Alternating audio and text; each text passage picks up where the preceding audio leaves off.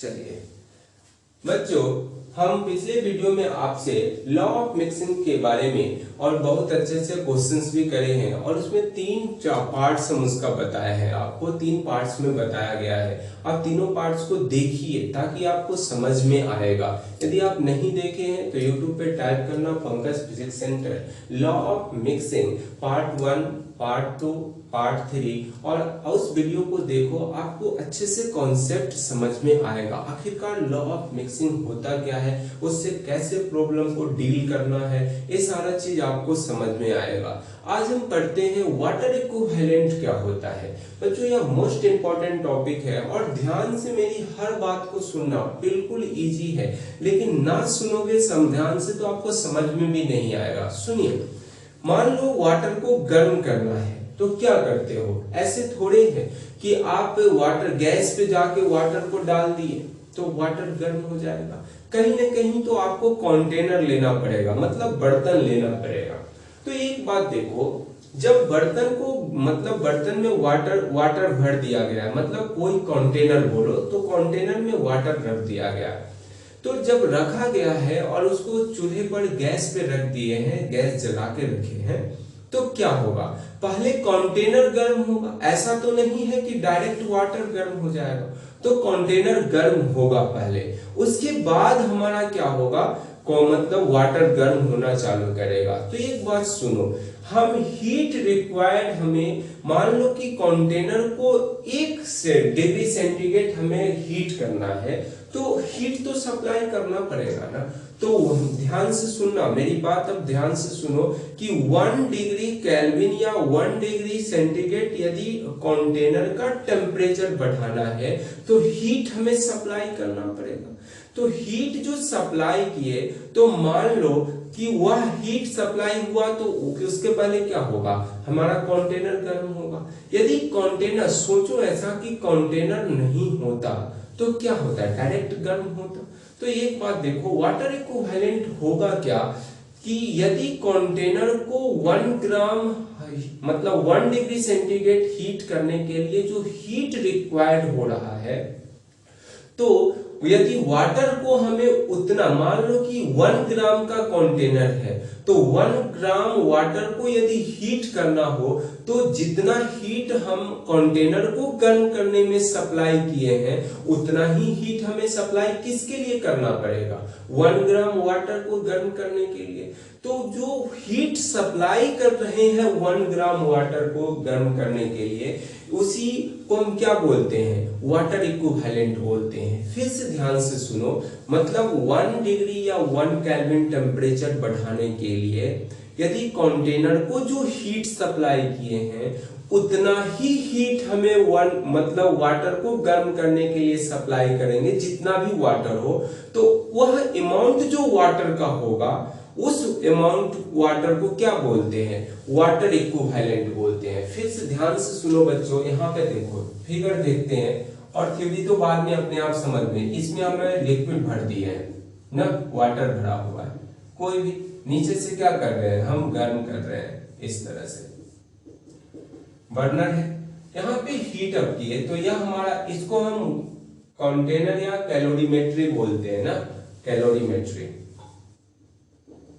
Calorimeter और container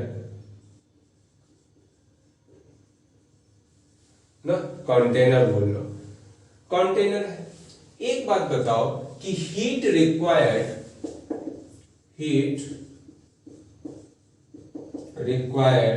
raise the temperature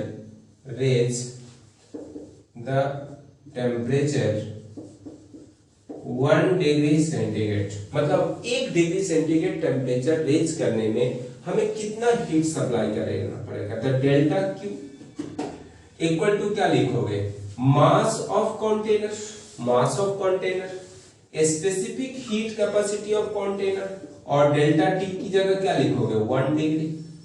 तो mc क्या है, mass of container, mass of container ना, sc क्या है, स्पेसिफिक है, specific heat of container, container. चलिए अब हम बोल रहे हैं कि उतना ही, मान लो कि वाटर को 1 डिग्री सेंटीग्रेड गर्म करने के लिए कितना हीट सप्लाई करे, कोई ना कोई तो अमाउंट वाटर का 1 डिग्री, तो आपको हम बोले कि heat required to raise of temperature, heat required raise the temperature, the heat required raise of water by 1 degree centigrade, 1 degree centigrade। तो देखना क्या लिख रहे हैं, क्या लिखोगे, delta Q equal to mass of water, specific heat capacity of water into का क्या लिखोगे 1। तो अब दोनों इक्वेशन को देखो, हम इक्वेशन इसको 1 मान लीजिए बच्चों, और इसको क्या मानोगे 2 मान लो, तो इक्वेशन 1 एंड 2 से क्या करोगे, इक्वेशन 1 एंड 2 को इक्वेट कर देते हैं, तो क्या लिखोगे MC/SC इक्वल टू MW/SW, यही ना लिखोगे। तो बच्चों MW इक्वल टू क्या होगा, बोलो तो, MS मतलब MC/SC अपॉन SW। तो यही जो MW जो है इसी को क्या बोलते हैं, वाटर इक्विवेलेंट बोलते हैं, वाटर इक्विवेलेंट। तो बच्चों यही हमारा वाटर इक्विवेलेंट होता है। ध्यान से आप वीडियो को ध्यान से, यदि आपको ना समझ में आएगा तो फिर से बैकअप करके आप उसको सुने ध्यान से, बिल्कुल समझ में आएगा। तो अब मान लो आपको थ्योरी लिखना पड़े तो क्या लिखोगे, वाटर इक्विवेलेंट जो होता है of a body is the mass of water, जो भी वाटर का जो मास है वो required to increase the temperature of body by the same amount. मतलब मान लो कि सेम अमाउंट का जो कंटेनर है उसका टेम्परेचर बढ़ाने में जो एनर्जी सप्लाई किए हैं वही एनर्जी हमें क्या देना पड़ेगा, उतने ही अमाउंट का, मतलब वाटर को गर्म करने के लिए देंगे, मतलब हीट करने के लिए देंगे, या टेम्परेचर राइज करने के लिए दोगे।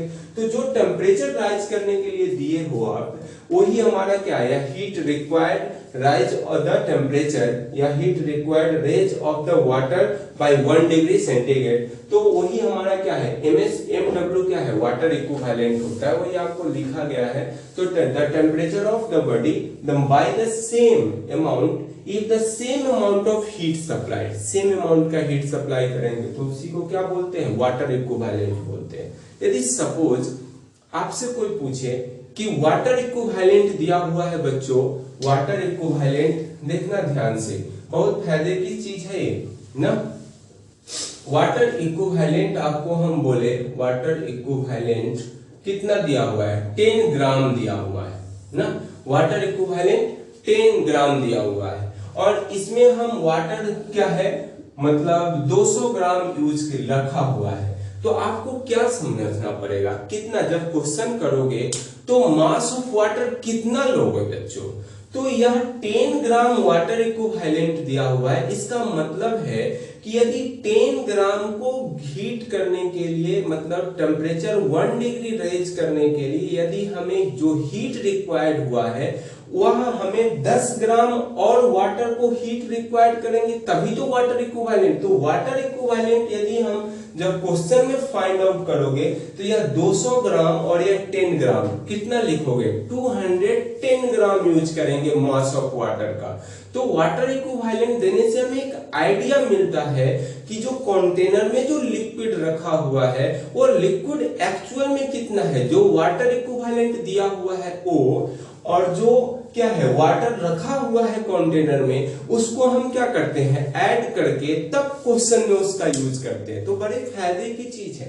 तो ध्यान रहे कि वाटर इक्विवेलेंट सब, और बोलो यदि यहाँ पे 500 ग्राम लिखा हुआ है, 500 ग्राम लिख दिए, है और यहाँ पे 200 ग्राम है, तो टोटल कितना होगा वाटर, कितना लोगे जब क्वेश्चन करोगे तो 500 और ये 200 कितना 700 ग्राम वाटर लोगे। तो क्वेश्चन में ये सब आपको ध्यान में रखना है। तो वाटर इक्विवेलेंट देने का मतलब ही है कि यह बड़ी ही फायदे की चीज है, आपको दे दिया है तो उससे क्या है, जो कंटेनर में रखा है O और वाटर इक्विवेलेंट दिया हुआ है O, तो क्या है आप दोनों को ऐड कर लीजिए। अच्छा एक बात बताओ कि क्या यह कंटेनर की मास दिया हुआ है कि ये मान लो कि वाटर इक्विवेलेंट 10 ग्राम लिख दिए, तो आपको क्या समझना चाहिए कि यह कंटेनर का मास है कि नहीं, कंटेनर का मास नहीं है बच्चों,